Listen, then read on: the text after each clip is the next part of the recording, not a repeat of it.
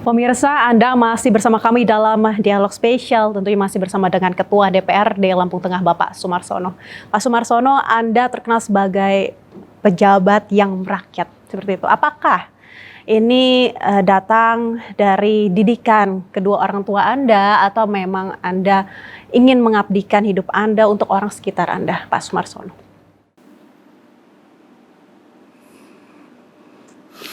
Saya datang dari orang miskin. Orang tua saya itu sangat gak mampu. Begitu juga keluarga dari pihak istri kan. Jadi kalau kemudian saya bisa seperti ini, dan semua saya dedikasikan untuk rakyat, itu adalah sebuah kewajiban. Saya kebetulan berangkat dari seorang aktivis yang terpanggil karena ada salah urus daripada pemerintah Kabupaten Lampung Tengah, kemudian saya terpanggil untuk berbuat itu, dan kemudian sama Yang Maha Kuasa dihargai, diberi penghargaan, diuji. Saya diberi kesempatan untuk menjadi anggota DPRD, bahkan ketua DPRD. Kalau kemudian gara-gara itu kemudian saya merubah sifat saya, merubah tabiat saya, berarti apa yang dilakukan oleh orang tua saya salah. Karena yang dilakukan oleh orang tua saya itu betul-betul dari hati. Ngajarin kami bagaimana sederhana, ngajarin bagaimana saya harus belajar dengan tekun, maka mengajari kami bagaimana dengan sebuah kejujuran. Karena dulu waktu kecil saya masih ingat, saya pulang sekolah hari Jumat, kemudian saya masih ingat betul, kemudian saya membawa mangga. Mangga tersebut memang ya saya dapat nyerampang ya, pakai batu, pakai kayu, kemudian dapat mangga, saya bawa pulang. Kemudian bapak saya bertanya, apa itu Le? Mangga. Dengan bangga saya tunjukkan. Dari mana? Tadi saya nyerampang di sana Pak, saya pakai kayu itu, saya lempar pakai kayu, jatuh, saya ambil, terus untuk apa dibawa pulang? Ya mau nanti untuk dilotis Pak sama adik. Kira-kira kalau mangga itu punya kamu, diambil orang seperti itu, kamu marah enggak? Ya saya bilang, ya marah. Nah kalau kamu melakukan itu marah, kamu enggak boleh melakukan itu. Apalagi itu punya orang, kalau kamu enggak minta, berarti kamu mencuri. Nah sekarang kamu datang ke tempat yang punya, pulangin dan kamu minta maaf. Akhirnya saya enggak berani kan melakukan itu, pasti orangnya marah. 3 hari saya gak ditegur sama bapak. Kemudian bentuk marah bapak ya seperti itu. Tengah malam saya dibangunin, saya diomongin, gak boleh lagi melakukan itu ya. Karena itu dosa katanya. Jadi apapun yang dilakukan tidak boleh kamu lakukan hal-hal yang namanya molimo katanya. Maling, main, madon, madat. Nah itu gak boleh, kata bapak saya. Kamu harus lakukan, tetap pegang ini, dan mudah-mudahan kamu akan menjadi orang baik. Dan setelah kamu baik, kamu belajar yang tekun, kalau kamu sudah pinter, terserah kamu mau jadi apa. Hanya orang bodoh yang hidupnya itu susah. Hanya orang yang gak jujur, yang jalannya akan menjadi sulit. Kenapa? Pada saat kamu pernah menipu orang itu, tentu kamu gak akan pernah datang lagi ke tempat orang itu. Sementara kalau kamu ada masalah, kebetulan dekat sama rumah si yang kamu pernah bohongin, tentu kamu akan merasa kesulitan.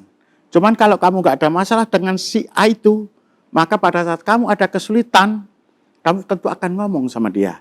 Paling tidak air minum saja pasti kamu dikasih. Tapi kalau kamu bermusuhan sama dia karena kamu tipu dia, otomatis kamu haus saja mau minta air minum nggak berani, hanya air minum, apalagi yang lain. Nah contohnya seperti itu. Jadi apa yang saya lakukan yang dikatakan orang merakyat, padahal saya nggak merasa merakyat.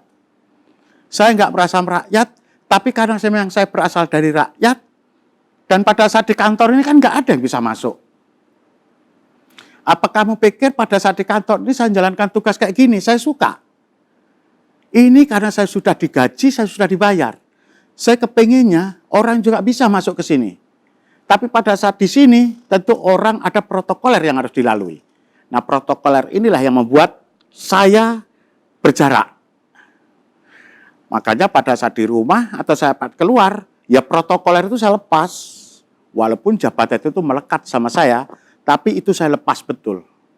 Kalau perlu ya saya sandalan jepit, saya kaosan saja. Ya naik mobil, biasa naik mobil kita ganti platnya yang hitam kan. Memang platnya ada 2, B3 dan B yang hitam.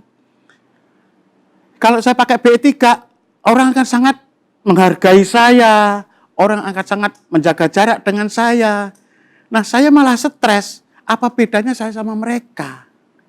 Sementara saya itu hanya wakil mereka untuk memperjuangkan mereka akan hak-haknya. Nah, disinilah. Kok kemudian saya disebut merakyat? Kan saya bukan yang menyebut saya. Orang yang mengatakan saya merakyat. Karena siapa? Ya memang saya berasal dari mereka. Tanpa mereka, saya nggak bisa jadi seperti ini. Nah itu. Jadi kalau ada orang yang setelah jadi pejabat merubah tabiatnya, yang penting saya tidak melakukan itu, tapi saya tidak melakukan penilaian apapun. Berarti nilai-nilai kejujuran dan juga anti korupsi itu ditanamkan betul oleh mendiang kedua orang tua Maling Anda. mangga satu aja nggak boleh. Apalagi yang lain. Bahkan kalau saya pulang ke kampung, waktu ibu atau bapak masih, saya ngasih duit, itu nanyanya ada 10-15 pertanyaan. Ini duit apa? Ini duit apa? Ditanya seperti itu pasti sama mereka. Karena mereka juga nggak butuh banyak-banyak amat. Bahasanya, saya makan hanya ya sehari paling 2 kali.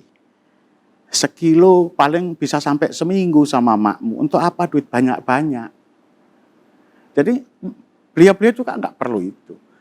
Dan katanya kamu jadi seperti itu saja udah kami bangga. Udah kami bahagia. Kalau harta kami nggak perlu katanya. Dan itu terucap betul sama beliau-beliau. Makanya saya tidak terobsesi untuk memiliki harta banyak. Bahkan hari ini apa yang saya miliki sudah saya hibahkan sama anak saya semua. Bukan milik saya. Jadi kalau saya nggak ada uang, tinggal WA aja sama anak. Saya nggak ada uang. Beliin saya rokok. Datang dia. Contohnya semalam. Papa nggak ada uang beliin rokok, nak. Datang dia. Bawa 4 bungkus. Udah tuh mau bubur ayam nggak, Pak? Mau? Ya sudah. Ya seperti itu aja. Baik, terima kasih Pak Sumarsono. Kita tahan sejenak Pak Sumarsono. Pemirsa Metro TV Lampung, jangan kemana-mana karena sesaat lagi kami akan segera kembali.